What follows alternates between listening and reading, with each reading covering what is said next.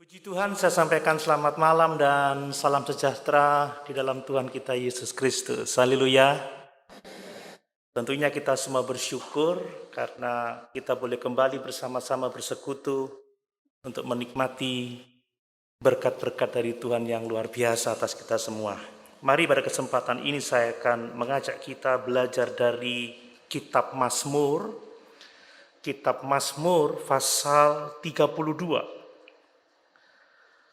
Mazmur pasal 32, saya akan membaca ada 11 ayat di sana. Mazmur pasal 32.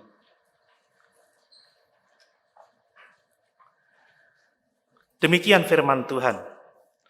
Dari Daud, nyanyian pengajaran. Berbahagialah orang yang diampuni pelanggarannya, yang dosanya ditutupi. Berbahagialah manusia yang kesalahannya tidak diperhitungkan Tuhan dan yang tidak berjiwa penipu. Selama aku berdiam diri, tulang-tulangku menjadi lesu karena aku mengeluh sepanjang hari. Sebab siang malam tanganmu menekan aku dengan berat. Sumsumku menjadi kering seperti oleh teriknya musim panas. Dosaku kuberitahukan kepadamu, dan kesalahanku tidaklah kusembunyikan.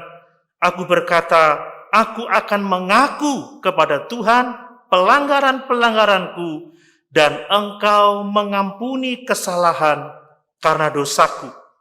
Sebab itu hendaklah setiap orang saleh berdoa kepadamu, selagi Engkau dapat ditemui. Sesungguhnya pada waktu banjir besar terjadi, itu tidak melandanya. Engkaulah persembunyian bagiku. Terhadap kesesakan Engkau menjaga aku, Engkau mengelilingi aku, sehingga aku luput dan bersorak. Aku hendak mengajar dan menunjukkan kepadamu jalan yang harus kau tempuh. Aku hendak memberi nasihat. Mataku tertuju kepadamu. Janganlah seperti kuda atau bagal yang tidak berakal, yang kegarangannya harus dikendalikan dengan tali les dan kekang. Kalau tidak, ia tidak akan mendekati engkau. Banyak kesakitan diderita orang fasik, tetapi orang percaya kepada Tuhan dikelilingi dengan kasih setia. Bersukacitalah dalam Tuhan dan bersorak-sorailah, hai orang-orang benar, bersorak-sorailah, hai orang-orang jujur. Puji Tuhan. Bapak Ibu Saudara yang dikasihi oleh Tuhan, pengampunan itu adalah berkat Tuhan yang sangat besar. Pengampunan adalah berkat Tuhan yang sangat luar biasa, lebih besar dari segala berkat jasmani yang mungkin dapat kita miliki selama kita hidup di dunia ini. Mari kita mengingat bahwa sebagai orang berdosa, pengampunan dari Tuhan itu telah membebaskan kita dari kutuk hukum dosa. Pengampunan telah membebaskan kita dari ancaman kematian kekal di dalam neraka. Harta kekayaan tidak bisa menyelamatkan kita dari murka Allah. Amin. Hanya pengampunan Allah saja yang memungkinkan kita diperdamaikan dengan Allah, memiliki persekutuan Dia, dan memiliki janji menjadi waris dari kerajaannya. Bapak Ibu Saudara dikasih oleh Tuhan, Tuhan Yesus pernah berkata, apa artinya kita memiliki seluruh isi dunia ini kalau jiwa kita binasa? Itu sebabnya adalah sukacita yang besar, adalah kelegaan yang sangat besar, saat kita mengetahui bahwa dosa-dosa kita telah diampuni oleh Tuhan. Dan bahwa kita telah memiliki persekutuan dengan Tuhan. Bahwa kita telah memiliki hidup yang kekal. Inilah sebenarnya inti kekristenan. Yaitu keselamatan. Pengampunan dosa hanya oleh anugerah Allah dan oleh iman saja. Bukan karena pekerjaan kita, bukan karena usaha kita. Semuanya adalah karena pemberian Allah yang penuh kasih itu. Setiap orang percaya, saudara dan saya harus tahu bahwa pengampunan adalah berkat yang sangat besar. Amin. Pengampunan berkat yang sangat luar biasa. Mungkin kita tidak memiliki banyak barang, kita tidak memiliki banyak kekayaan, tetapi kalau kita telah mengalami pengampunan dosa, kalau kita memiliki persekutuan dengan Tuhan, Tuhan pasti memelihara kita. Kita tidak akan pernah kekurangan sesuatu yang baik. Itu sebabnya seringkali saya katakan saya tidak khawatir tentang kebutuhan hidup hari lepas hari, saudara. Karena Tuhan mengasihi kita dan Tuhan pasti mencukupkan kebutuhan kita. Yang perlu kita khawatirkan adalah apakah kita benar-benar memiliki persekutuan dengan Tuhan. Apakah benar-benar kita mengalami pengampunan dosa itu. Demikian dengan masa depan anak-anak saya tidak terlalu khawatir. Bahkan saya tidak khawatir tentang mereka akan kuliah di mana, nanti mau bekerja apa. Yang saya khawatirkan apakah mereka sungguh-sungguh beriman kepada Yesus. Apakah mereka sungguh-sungguh mengikuti Yesus? Karena kalau mereka sungguh beriman kepada Yesus, kalau mereka sungguh mengikuti Yesus, Tuhan adalah gembala yang baik.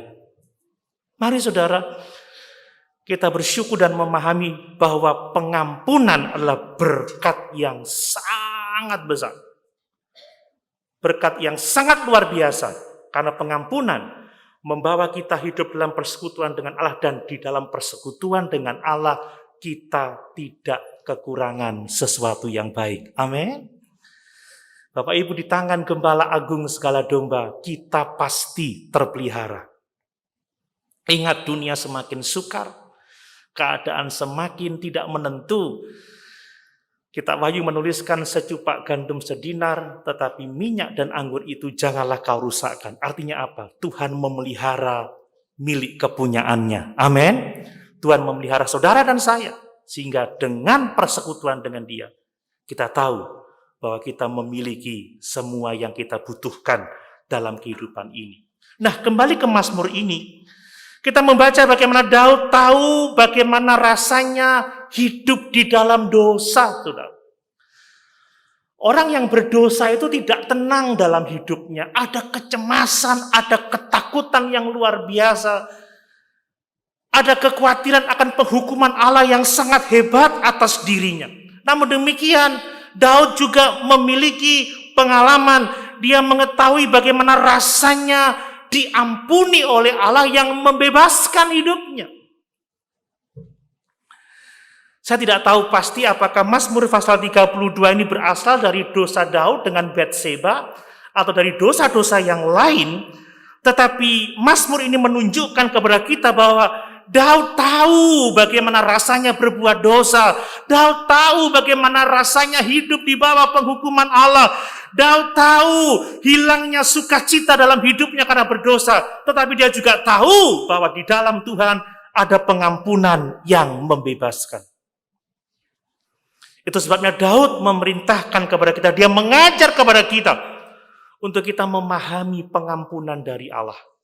Karena pengampunan dari Tuhan itu sangat indah, sangat mulia, sangat besar bagi setiap orang yang percaya kepadanya. Bapak Ibu, Mazmur ini mau mengajarkan kepada kita bahwa pengampunan yang datangnya dari Tuhan seharusnya mendorong kita untuk mengakui semua dosa-dosa kita di hadapan Allah. Pengampunan harusnya mendorong kita untuk datang kepada salib Tuhan. Memberitahukan seluruh dosa-dosa kita. Karena di dalam pengakuan yang jujur kepada Tuhan, kita memperoleh pemulihan hubungan dengan Tuhan. Sekali lagi saya mau katakan bahwa Mazmur pasal 32 ini berasal dari pengalaman yang sangat hebat ketika Daud mengalami penderitaan, kekhawatiran, kecemasan yang disebabkan oleh karena dosanya. Tetapi Daud juga mengalami sukacita karena di dalam Tuhan ada pengampunan yang sangat luar biasa. Ada beberapa hal yang saya mau sampaikan. Yang pertama adalah bahwa untuk kita benar-benar mengenal berkat Tuhan tentang pengampunan, untuk kita mengalami pengampunan dari Tuhan, kita harus tahu apa artinya beban dari dosa itu. Kita harus tahu apa artinya beban dari rasa bersalah, saudara.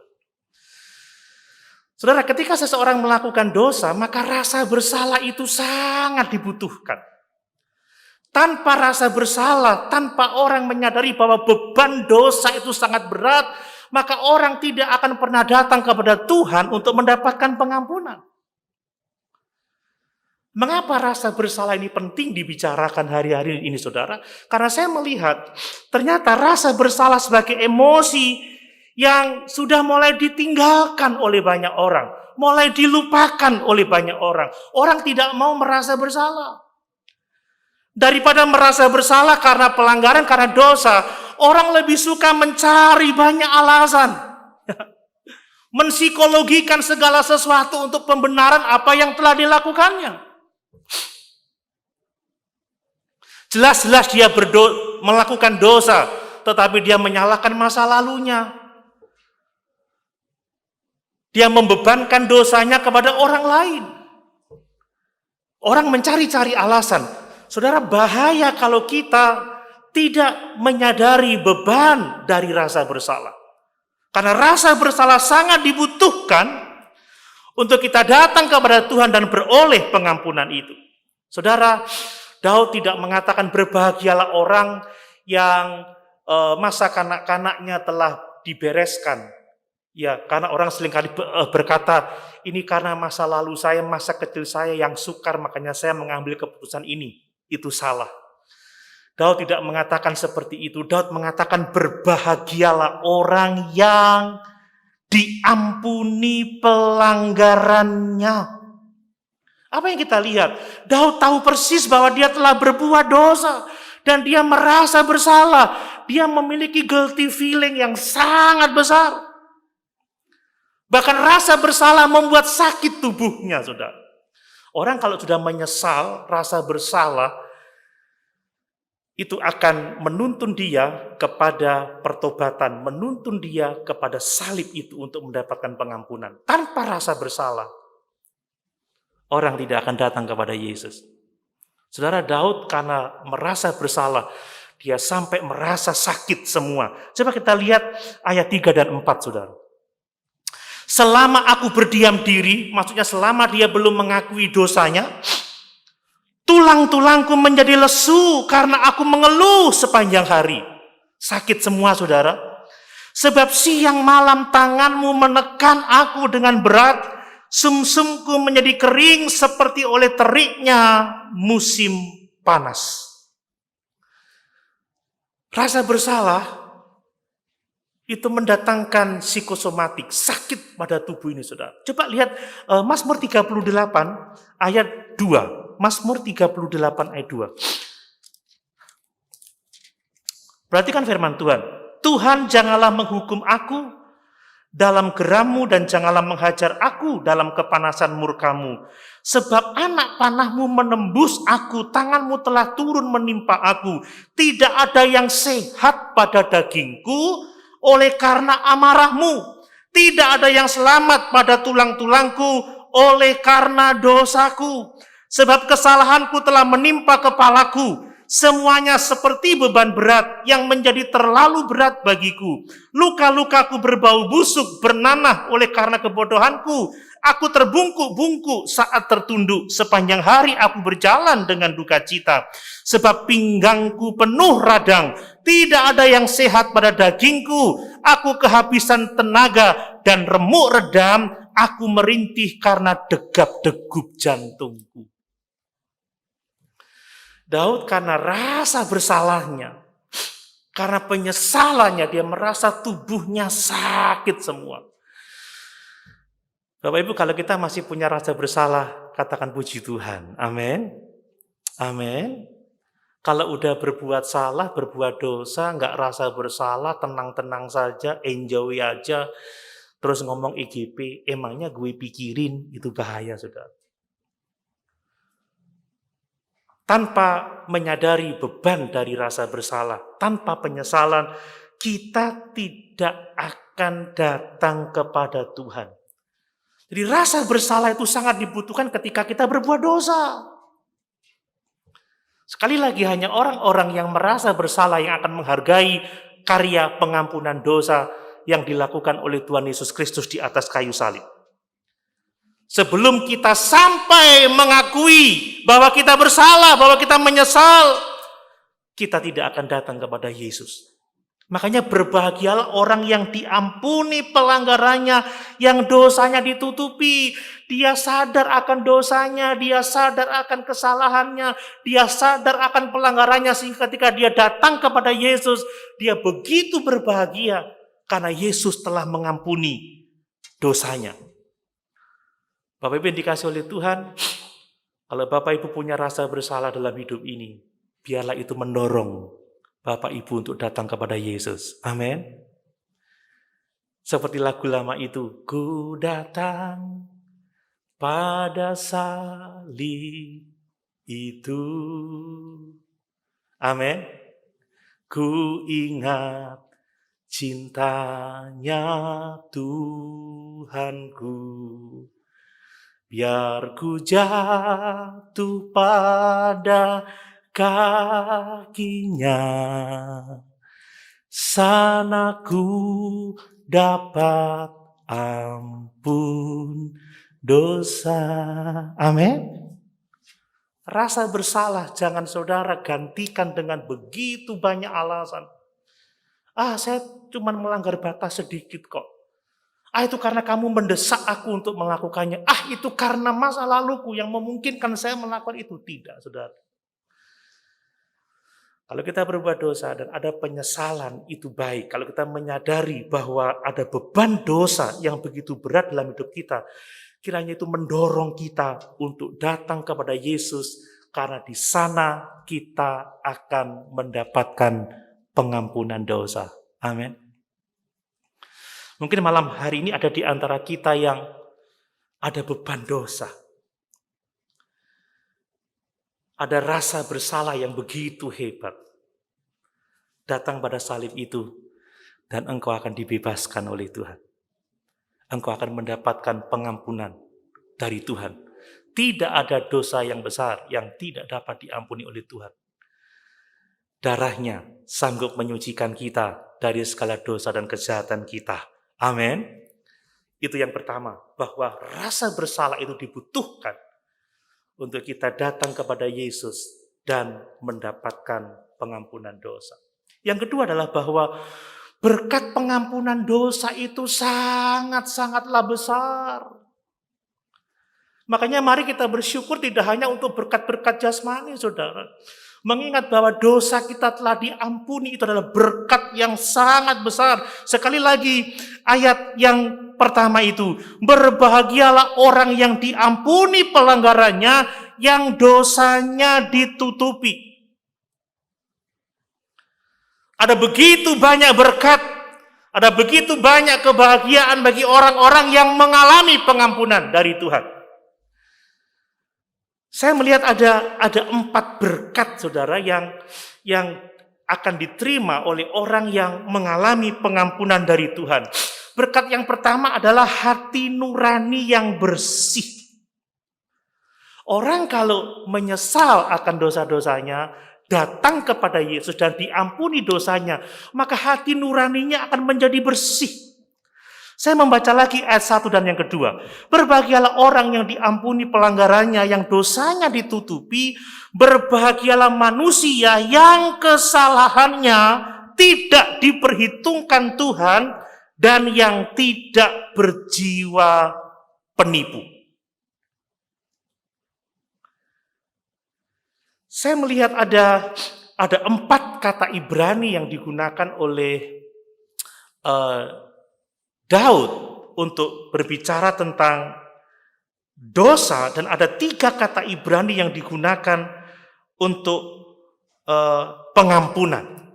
Saudara, ini menarik sekali karena dosa itu disebut dalam kata yang berbeda. Yang pertama, saudara, dosa itu disebut sebagai pelanggaran, ya.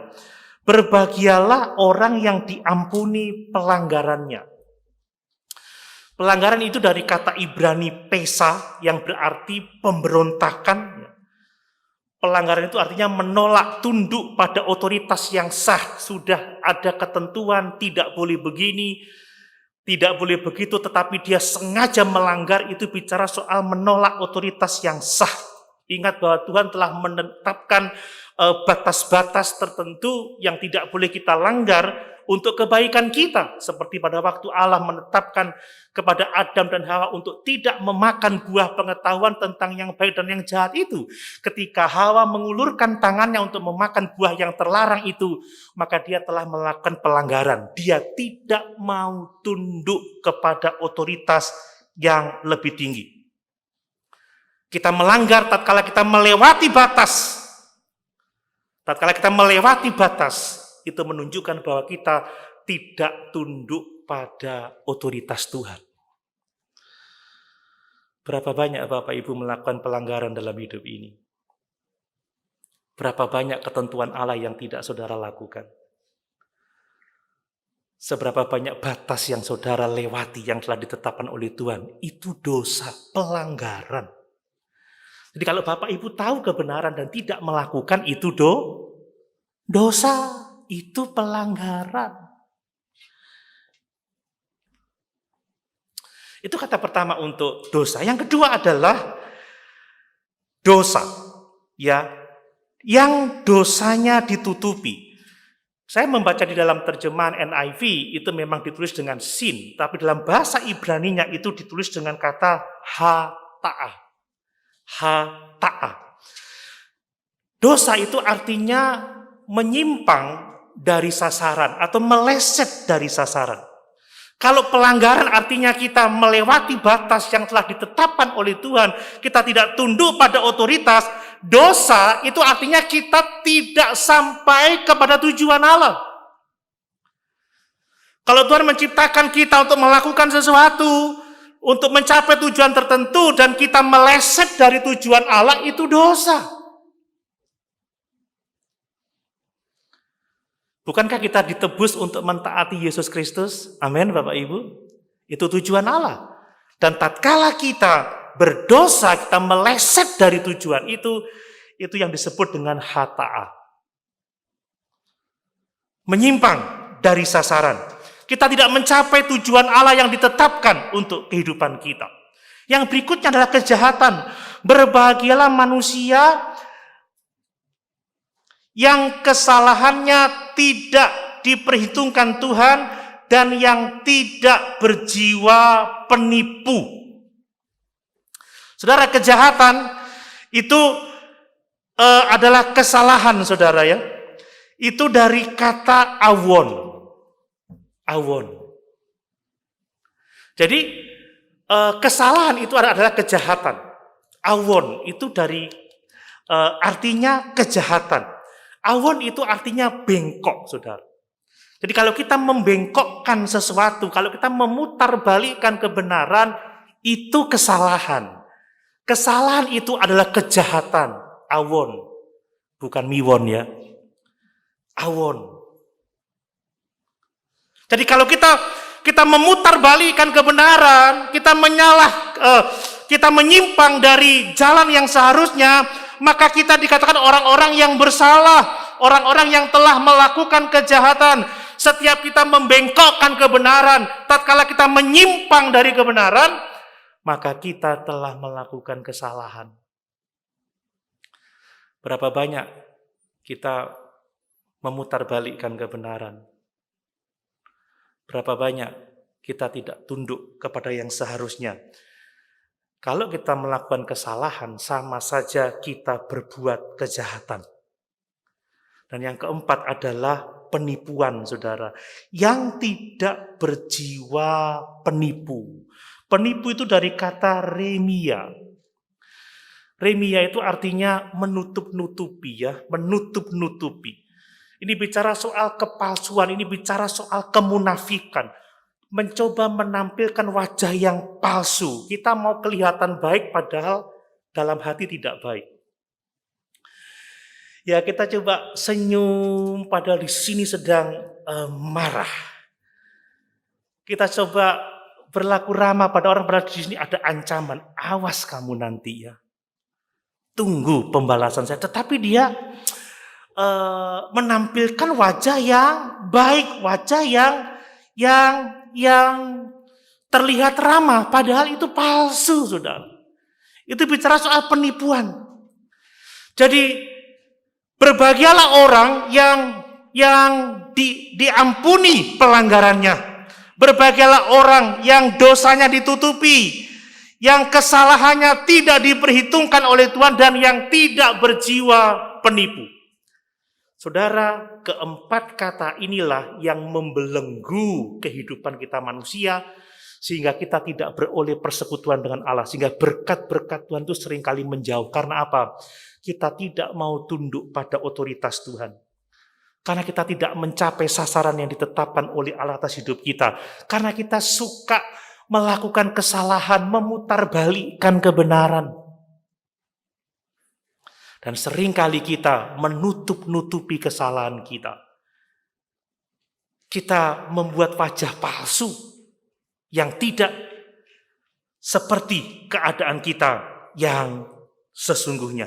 Nah, kemudian untuk kita memahami betapa besarnya berkat Tuhan bagi kita, kita perlu tahu apa itu kata dosa, saudara. Maaf, pengampunan. Nah, pengampunan itu yang pertama, berbahagialah orang yang diampuni. Diampuni ini dari kata Ibrani naza. Artinya diampuni itu menanggung, membawa atau mengambil beban. Itu artinya diampuni. Jadi dosa itu adalah beban yang ditanggung dan diambil oleh Allah sendiri. Lihat kata firman Tuhan, Yesus telah memikul dosa-dosa kita sendiri di dalam tubuhnya, sehingga kita yang datang kepadanya, kita memiliki hidup yang kekal. Jadi pelanggaran kita, saudara, dosa kita, kesalahan kita, kepalsuan kita itu sebagai beban yang diambil oleh Allah dan dikenakan pada Yesus Kristus yang memikul dosa-dosa kita. Itu diampuni, saudara. Jadi kalau ada orang bersalah dan harus membayar denda, maka saya yang mengambil tanggung jawab dan saya yang membayar denda untuk dia, itu artinya diampuni. Bapak Ibu, kita sangat akrab dengan kata-kata kambing hitam. Kambing hitam itu kan yang salah saya, tetapi ada kambing hitam yang memikul kesalahan saya. Cara perjanjian lama untuk mengampuni dosa adalah bahwa diambillah seekor kambing oleh seorang imam besar dan dia memindahkan, mentransfer dosa umat Allah, diberikan kepada kambing itu dan kambing itu akhirnya dibuang dan dikorbankan.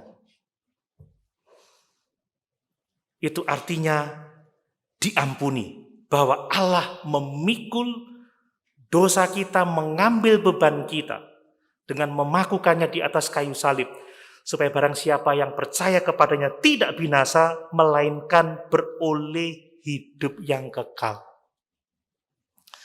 Amin, Bapak Ibu. Ini luar biasa. Yang berikutnya ditutupi, itu pengampunan. Ya, yang dosanya ditutupi. Ini dari kata Ibrani kasa, saudara. Artinya apa? Tidak terlihat. Jadi ketika kita datang mengaku dosa-dosa kita, maka Tuhan menyingkirkan dosa-dosa kita dari pandangannya.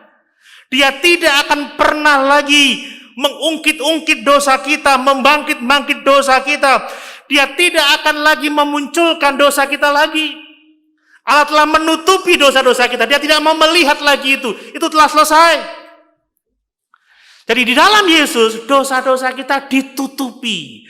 Yang pertama diampuni, Tuhan mengambil dosa-dosa itu dan dia memikulnya di dalam tubuhnya sendiri, ditutupi pelanggarannya. Tuhan tidak mau melihat lagi. Itu luar biasa. Amin. Betapa bebasnya kita ketika kita mengalami pengampunan dari Tuhan. Nah, kemudian yang ketiga adalah tidak diperhitungkan atau hasad. Jadi, saya membaca di dalam terjemahan yang lain, impute. Impute itu artinya diperhitungkan. Ini tidak diperhitungkan. Artinya apa? Bahwa dosa yang kita lakukan tidak dibebankan kepada kita. Tidak diperhitungkan sebagai dosa kita karena telah diambil, karena telah ditutupi oleh Tuhan. Betapa luar biasanya kasih Allah dalam kehidupan kita. Saudara, pengampunan hanya oleh karena iman saja, itu bukan karena pekerjaan baik kita. Amin Bapak Ibu. Mari kita baca Roma pasal 4 ayat 5 sampai 8. Roma pasal 4 ayat 5 sampai 8. Demikian firman Tuhan. Tetapi kalau ada orang yang tidak bekerja, namun percaya kepada Dia yang membenarkan orang durhaka, imannya diperhitungkan menjadi kebenaran. Imannya diperhitungkan menjadi kebenaran. Seperti juga Daud menyebut berbahagia orang yang dibenarkan Allah, bukan berdasarkan perbuatannya. Berbahagialah orang yang diampuni pelanggaran-pelanggarannya dan yang ditutupi dosa-dosanya. Berbahagialah manusia yang kesalahannya tidak diperhitungkan Tuhan kepadanya. Amin. Jadi dosa itu memiliki dua tempat. Dosa itu ada pada kita, diperhitungkan pada kita, atau dosa itu telah ditanggung oleh Yesus Kristus. Tatkala kita membiarkan dosa ada pada kita, dosa, pelanggaran ada pada kita, maka sesungguhnya kita akan binasa. Tetapi kalau kita menyerahkan dosa kita kepada Yesus, oleh karena kita datang dan percaya kepadanya, maka kita diampuni, kita ditutupi, bahwa Tuhan telah mengaruniakan kebebasan kepada kita yang percaya kepadanya. Amin. Mari saudara, jangan biarkan dosa ada pada kita, tetapi datang pada Yesus.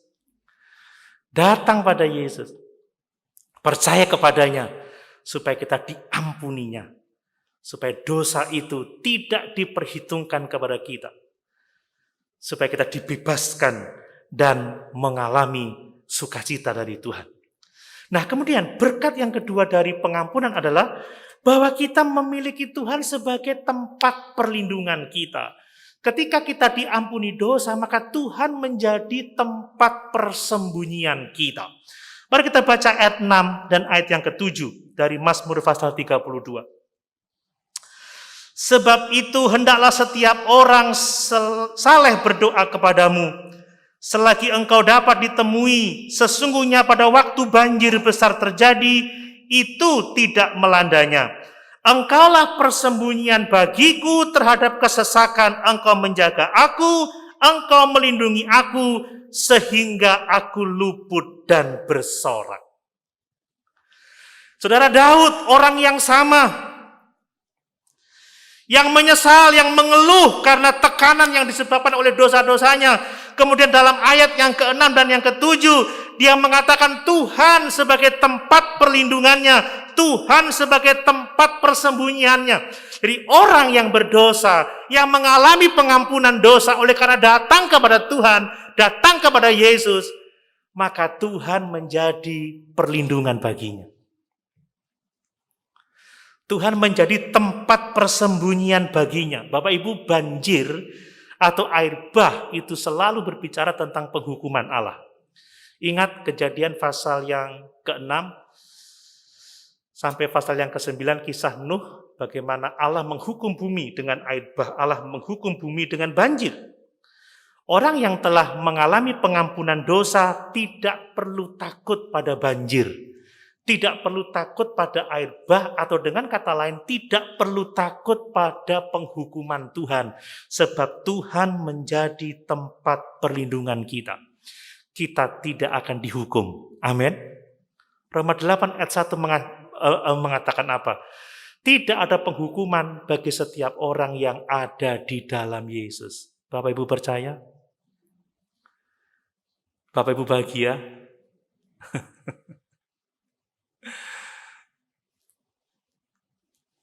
Saudara,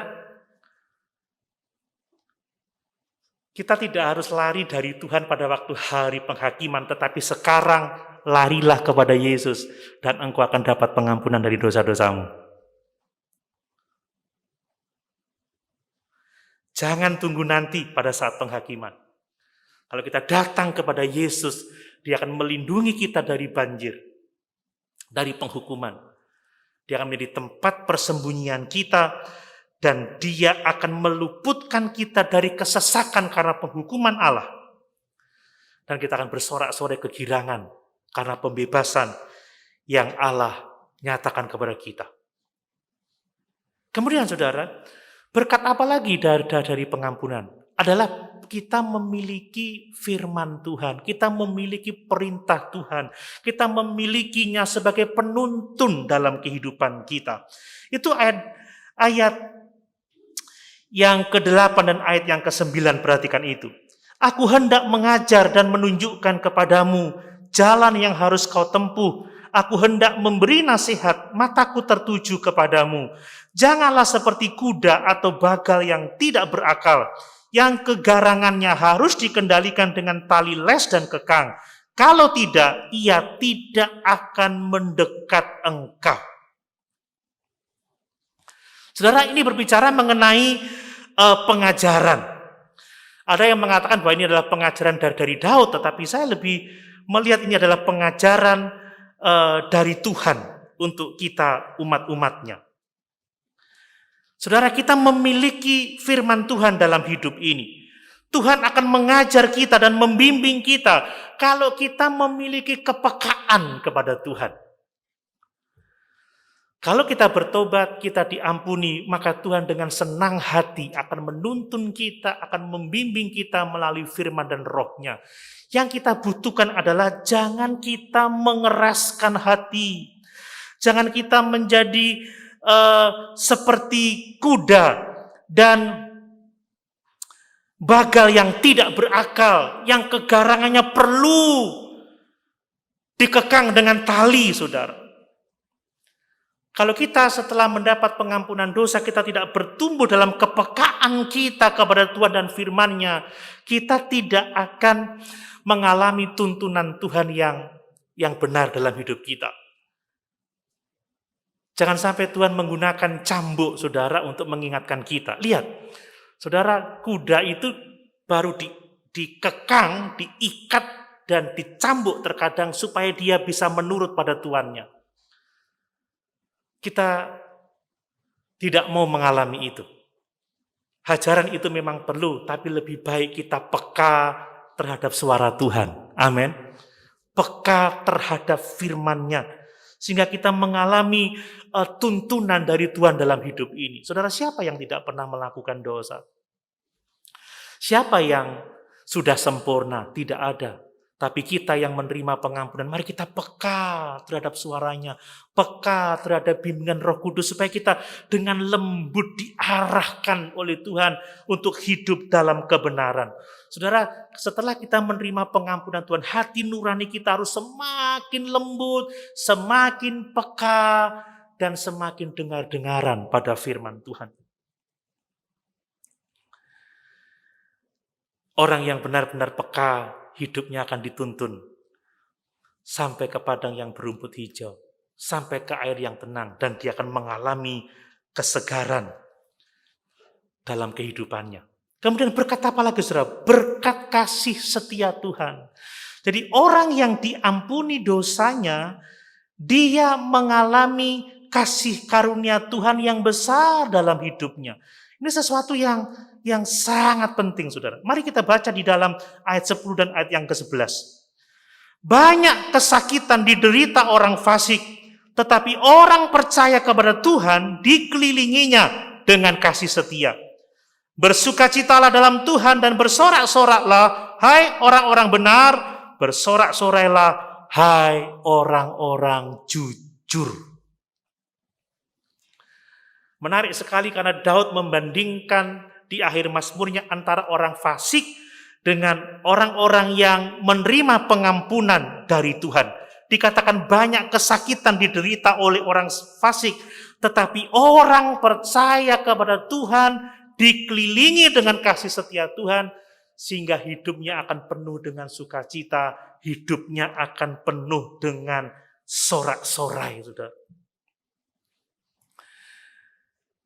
Tidak ada yang lebih kita butuhkan dari Tuhan, lebih dari kasih karunia demi kasih karunia-Nya. Amin. Saudara, setiap pelanggaran itu pasti ada dampaknya. Tetapi kasih karunia Tuhan memungkinkan kita untuk tidak mengalami dampak yang terlalu berat dalam hidup kita. Dosa memang diampuni, tetapi dampak akan tetap dialami. Saudara, dalam doa, saya berdoa, Tuhan, kasih karunia-Mu, supaya aku tidak mengalami ini, tidak mengalami itu. Tuhan, kasih karunia-Mu, supaya aku menerima ini, menerima itu. Tuhan, kasih karunia-Mu, kasih karunia-Mu. Semuanya kasih karunia. Kasih karunia itu adalah pemberian yang tidak pantas kita terima. Saudara, kita tidak pantas menerima semua kebaikan Tuhan, tetapi kasih karunia kita menerimanya sekalipun kita tidak pantas. Amin. Ini berkat Tuhan. Ini yang harus kita syukuri. Jadi kebahagiaan hanya bagi orang-orang yang telah mengalami pengampunan dosa. Karena apa, saudara? Tidak ada yang lebih mengerikan daripada hidup tanpa Tuhan. Kita boleh menderita dalam dunia ini karena keadaan zaman yang semakin sukar, tetapi bersama dengan Tuhan kita mengalami pertolongan. Tapi sekalipun kita nyaman di dunia ini, kita memiliki segala sesuatu tanpa pengampunan, kita terpisah dari Tuhan, kita hidup tanpa Allah, kita hidup tanpa pengharapan, kita tahu akhirnya kita akan kemana. Kita akan memasuki penghukuman kekal untuk selama-lamanya. Yang ketiga, yang terakhir, saudara, bagaimana kita dapat mengalami pengampunan Tuhan.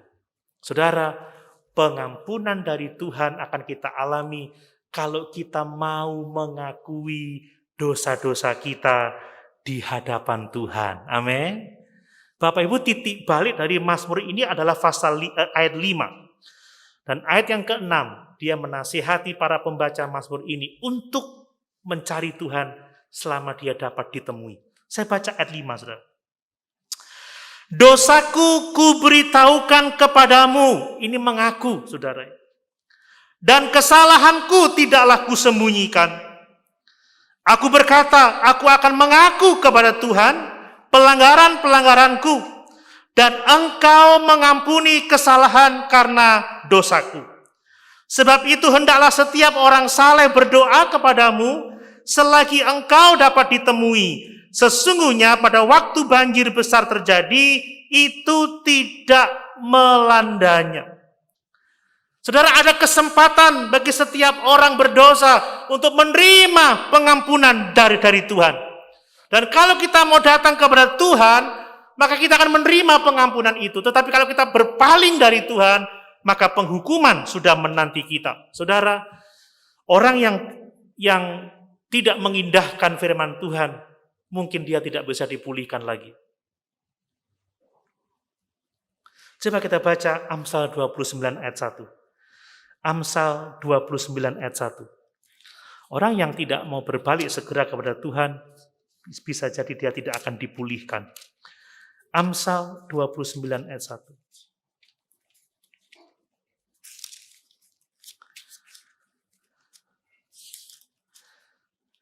Siapa bersitegang leher, walaupun telah mendapat teguran, akan sekonyong-konyong diremukkan tanpa dapat dipulihkan lagi. Mari ketika firman Tuhan disampaikan kepada kita, jangan kita mengeraskan hati. Amin. Orang yang bersitegang, saudara, sekalipun telah mendapat teguran, dikatakan sekonyong-konyong akan diremukkan dan tidak dapat dipulihkan lagi. Kita melihat bagaimana Daud, dia mengakui dosa-dosanya secara langsung di hadapan Allah. Dia berkata, dosaku kuberitahukan kepadamu, kesalahanku tidak kusembunyikan. Aku akan mengaku kepada Tuhan pelanggaran-pelanggaranku, dan engkau mengampuni kesalahan karena dosaku. Hanya dengan cara mengakui dosa-dosa kita, maka kita akan memperoleh pengampunan dari Tuhan. Apakah ini membahagiakan Bapak Ibu Saudara sekalian? Amin. Ini berkat Tuhan yang sangat luar biasa. Mari kita baca dalam 1 Yohanes 1 ayat yang ke-9. 1 Yohanes 1 ayat yang ke-9. Jika kita mengaku dosa kita, maka Ia adalah setia dan adil, sehingga Ia akan mengampuni segala dosa kita dan menyucikan kita dari kejahatan. Yang percaya katakan amin. Saudara, ini cara yang Tuhan berikan kepada kita, mengakui dosa kita, memberitahukan dosa-dosa kita kepada Allah. Lalu apa sih artinya mengaku dosa? Bapak Ibu saudara yang dikasih oleh Tuhan, mengaku dosa berarti ya kita memberitahukan semua dosa kita kepada Tuhan. Maka itulah yang disebut dengan dosa yang disadari. Kalau dosa yang tidak disadari tidak akan bisa diakui.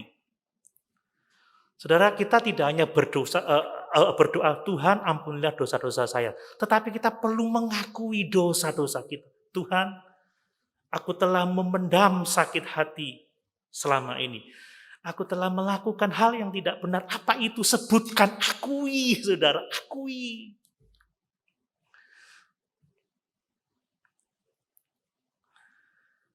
Makanya sebelum malam tidur, saudara tutup dengan doa mengingat, apakah ada pelanggaran? Apakah ada dosa? Apakah ada kesalahan? Apakah ada penipuan yang kita lakukan? Kalau ada, akui sebelum saudara tidur. Akui, saudara. Ceritakan semuanya kepada Tuhan. Jadi kita membuka semua pelanggaran kita, membuka semua dosa kita, membuka semua kesalahan kita tatkala kita membengkokkan kebenaran, dan membuka semua yang kita tutup-tutupi. Itu yang dimaksud dengan mengaku, berarti memberitahukan semuanya kepada Tuhan. Jika kita mengaku dosa kita, jika kita memberitahukannya kepada Tuhan, maka Ia setia dan adil, dan Ia akan mengampuni kita dari segala dosa dan menyucikan kita dari segala kejahatan.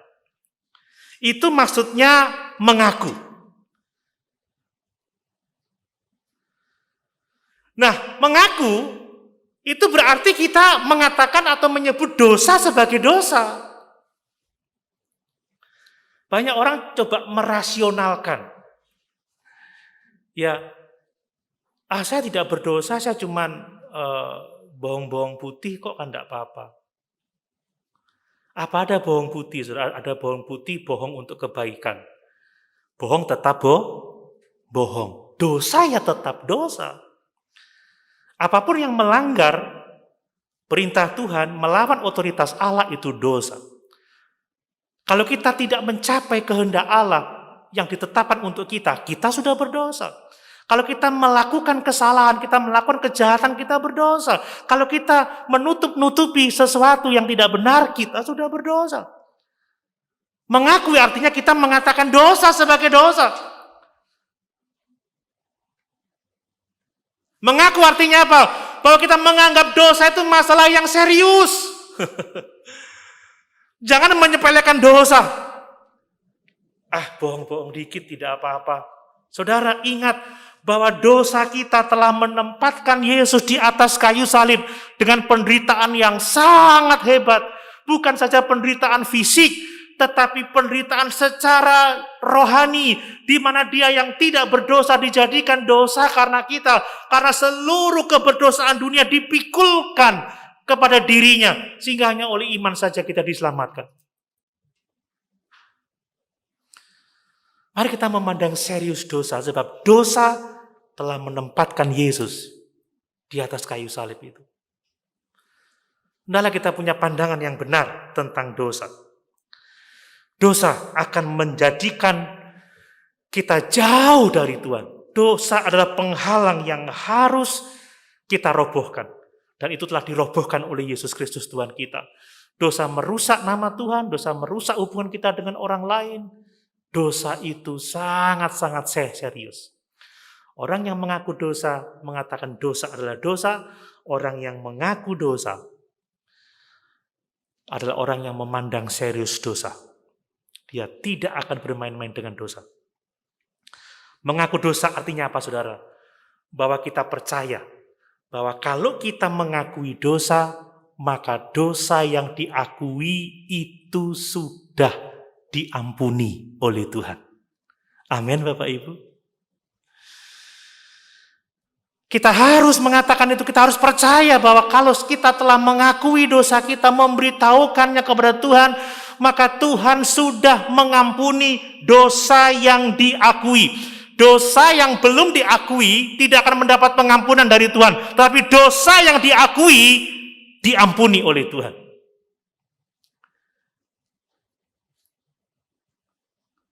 Saudara, saya semangat dengan ini.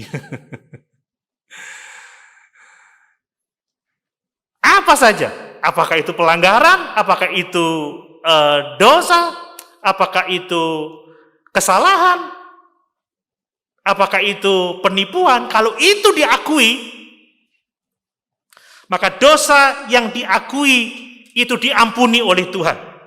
Ayat yang ke-32, pasal 32 ayat 5 bagian B. Engkau mengampuni kesalahan karena dosaku. Setelah dia mengatakan, dosaku kuberitahukan kepadamu dan kesalahanku tidaklah kusembunyikan. Aku berkata, aku mengaku kepada Tuhan pelanggaran-pelanggaranku dan engkau mengampuni kesalahan karena dosaku. Daud punya keyakinan yang begitu kokoh bahwa dosa yang diakui itu sudah diampuni oleh Tuhan. Tidak ada dosa yang terlalu besar untuk diampuni oleh Tuhan. Kata perjanjian lama, sekalipun dosamu merah seperti kermisi akan menjadi putih seperti bulu domba. Merah seperti kain kesumba akan menjadi putih seperti salju. Saudara, kalau saudara sudah mengakui dosa tapi saudara masih merasa bersalah, itu pekerjaan setan, saudara. Setan itu adalah menuduh kita. Bapak Ibu bisa membaca di dalam Wahyu pasal 12 ayat 10-11. Coba kita lihat itu. Wahyu 12 ayat 10-11. Kalau Bapak Ibu sudah berdoa, sudah mengakui, sudah terbuka, dan Bapak Ibu masih tidak ada damai sejahtera, itu pekerjaan setan. Dan aku mendengar suara yang nyaring di surga berkata, sekarang telah tiba keselamatan dan kuasa dan pemerintahan Allah kita dan kekuasaan Dia yang diurapinya, karena telah dilemparkan ke bawah pendakwa saudara-saudara kita yang mendakwa mereka siang dan malam di hadapan Allah kita, dan mereka mengalahkan Dia oleh darah anak domba dan oleh perkataan kesaksian mereka, karena mereka tidak mengasihi nyawa mereka sampai ke dalam maut. Maksudnya apa, saudara?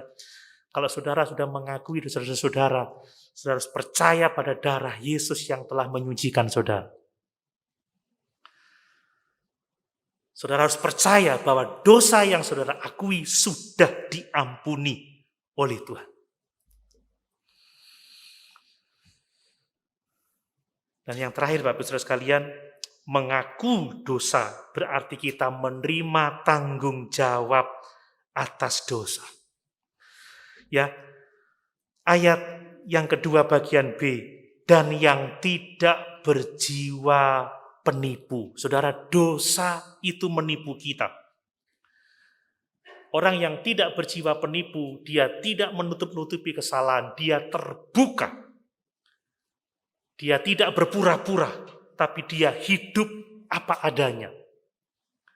Saudara, seorang yang mengakui dosanya, dia bertanggung jawab untuk meninggalkan dosa-dosanya. Saudara, orang tidak akan mengakui bersalah kalau dia masih ingin memeluk dosa-dosanya. Hanya orang yang mau meninggalkan dosanya yang akan mau mengakui dosanya. Kalau saudara mengaku dosa, tetapi tetap melakukan dosa, saudara sesungguhnya masih memiliki jiwa penipu. Jadi pengakuan kita tidak tulus, saudara. Kalau kita ngakui pelanggaran, kalau kita ngakui dosa, kalau kita ngakui kesalahan, artinya kita benar-benar mau meninggalkan dosa dan kuasa dosa. Amin.